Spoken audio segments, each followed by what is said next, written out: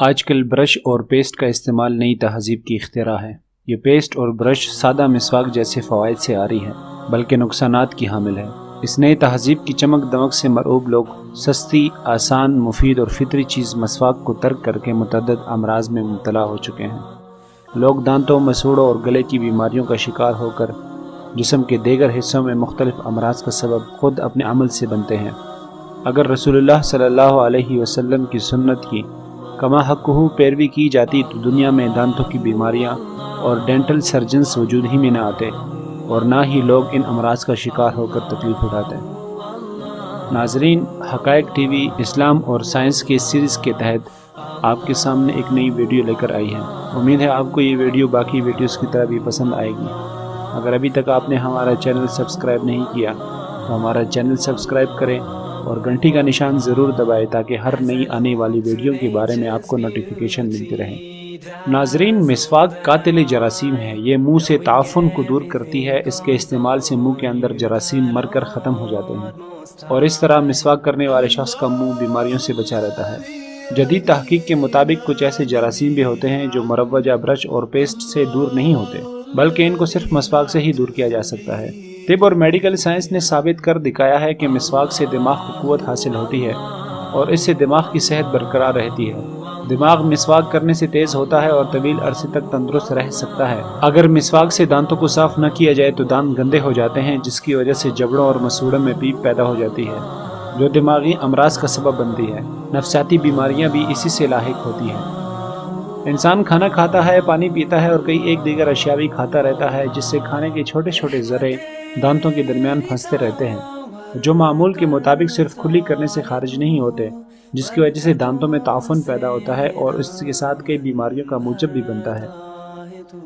ظاہراً بھی اگر آدمی کے دانت گندے ہوں تو بو آنے لگتی ہے۔ تعفن زدہ دانتوں کی وجہ سے مسوڑے بھی متعفن ہو جاتے ہیں، مسوڑوں میں پیپ پڑ جاتی ہے جس کی وجہ سے گلے پر بھی اثر پڑتا ہے اور ساتھ ساتھ ہی کھانسی، نزلہ، زکام اور بخار وغیرہ کی آمد ہو جاتی ہے۔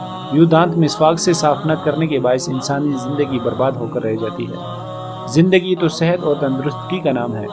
اگر آدمی تندرست ہی نہ رہے تو کیا زندگی؟ بس مسواک کے بغیر چارہ نہیں، اور بغیر مسواک کسی بھی پیپ، تعفن اور غیر مرئی جراثیم کو دور نہیں کیا جا سکتا۔ ناظرین، یاد رکھیں، جن مریضوں کا گلا خراب ہوتا ہے وہ ٹالسس کے مریض ہوتے ہیں۔ ایسے مریض اگر باقاعدگی سے مسواک کا استعمال کرے تو ان کی یہ بیماری ختم ہو سکتی ہے۔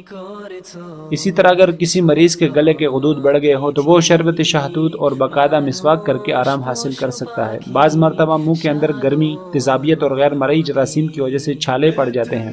ان چھالوں میں سے ایسی قسم کے چھالے بھی ہیں جو کبھی نکل آتے ہیں اور کبھی چھپ جاتے ہیں۔ یہ نہایت تکلیف دہ اور نقصان دہ ہوتے ہیں۔ ان کے جراثیم منہ میں پھیل کر پورے منہ کو لپیٹ میں لے لیتے ہیں، جس کی وجہ سے کھانا مشکل ہو جاتا ہے اور مریض بھوک کی وجہ سے کمزور پڑ جاتا ہے۔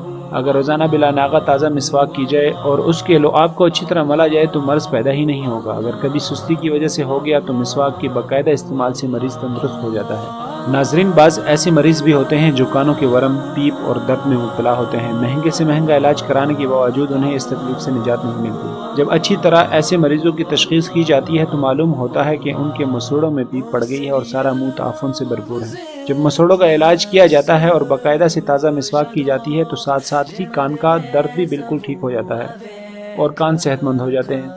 اسی طرح آنکھوں کی بیماری اور نظر کے امراض میں دانتوں کی عدم صفائی کا بڑا عمل دخل ہے۔ کمزور بینائی کے مریضوں میں متعدد مریض ایسے ہوتے ہیں جن کے مرض کے دیگر اسباب کے علاوہ دانتوں کے بارے میں ان کی غفلت سب سے بڑا سبب ہوتی ہے۔ ماہرین کے تجربات سے یہ بات تحقیق شدہ ہے کہ تقریباً 80% امراض کی وجہ معدہ اور دانتوں کے نقائص اور بیماریاں ہوتی ہے۔ بالخصوص آج کل ہر تیسرا شخص معدے کے امراض میں مبتلا ہے۔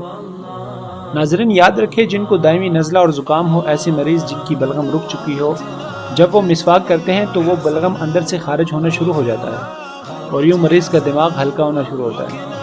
پیتھالوجسٹ حضرات کے تجربات اور تحقیق سے یہ بات ثابت ہوئی ہے کہ دائمی نزلے کے لیے مسواک تریاک سے کم نہیں، یہاں تک کہ مسواک کے مستقل اور باقاعدہ استعمال سے ناک اور گلے کے آپریشن کے بہت کم مواقع رہ جاتے ہیں۔ ناظرین، سکھوں کے بانی گرو نانک کے بارے میں مشہور ہے کہ وہ اپنے ایک ہاتھ میں مسواک رکھا کرتا تھا، دانتوں کو اس سے صاف کرتا اور کہا کرتا تھا، یا یہ لکڑی لے لو یا پھر بیماری لے لو۔ تحقیق و تجربات سے ثابت ہو چکا ہے کہ جو ٹوتھ برش ایک دفعہ استعمال ہو جائے اس میں جراثیم کے تہ جم جانے کے باعث دوبارہ استعمال کرنے سے صحت کو نقصان پہنچ سکتا ہے۔ پانی سے صاف کرنے کے باوجود وہ جراثیم صاف نہیں ہوتے اور اپنی نشو و نما برقرار رکھتے ہیں۔ مزید برش کے استعمال سے دانتوں کی اوپر والی چمکیلی اور سفید تہ اتر جاتی ہے، بہی سبب دانتوں کے درمیان خلا ہو جاتا ہے اور دانت مسوڑوں کی جگہ چھوڑ جاتے ہیں، لہذا غذا کے جو ذرات دانتوں کے خلا میں اڑے رہتے ہیں وہ دانتوں کے لیے نقصان دہ ہوتے ہیں۔ اس لیے ان مصیبتوں سے بچنے کے لیے سنت مصطفیٰ صلی اللہ علیہ وسلم پر عمل کیجیے، یعنی اس مسواک صبح و شام متواتر استعمال کیجیے اور تندرستی قائم رکھیں۔ مسواک کے لیے ہر اس درخت کی شاخ مناسب ہوتی ہے جس کے ریشے نرم ہو کہ دانتوں میں خلا نہ بنائے اور مسوڑوں کو نقصان نہ پہنچائے۔ بہترین اور اعلیٰ مسواک پیلو، نیم اور کیکر کے درختوں سے حاصل ہوتی ہے۔ پیلو کا مسواک تحفہ کے طور پر دینا سنت رسول ہے۔ چنانچہ حضرت ابو خیرہ صباحی رضی اللہ تعالیٰ عنہ فرماتے ہیں کہ میں اس وفد میں شامل تھا جو رسول اللہ صلی اللہ علیہ وسلم کی خدمت میں حاضر ہوا۔ آپ صلی اللہ علیہ وسلم نے ہمیں پیلوں کے درخت کی لکڑیاں مسواک کرنے کے لیے توشہ میں دی۔ پیلوں کا مسواک نرم ریشوں والا ہوتا ہے، اس میں کیلشیم اور فاسفورس کی زیادتی ہوتی ہے، اکثر کلر زدہ اور ویران و بیابان مقامات پر پایا جاتا ہے۔ جدید سائنسی اور طبی تحقیق سے یہ بات ثابت ہوئی ہے کہ مختلف اشیاء جو دماغ کی خوراک و معاون ہے ان میں ایک فاسفورس بھی ہے۔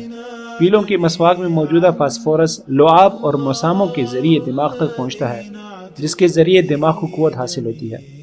ناظرین، امید ہے کہ آپ کو ہماری یہ ویڈیو بھی باقی ویڈیوز کی طرح پسند آئے گی۔ اسی سلسلے کی ایک نئی ویڈیو بہت جلد آپ کے سامنے پیش کریں گے۔ تب تک کے لیے اللہ حافظ۔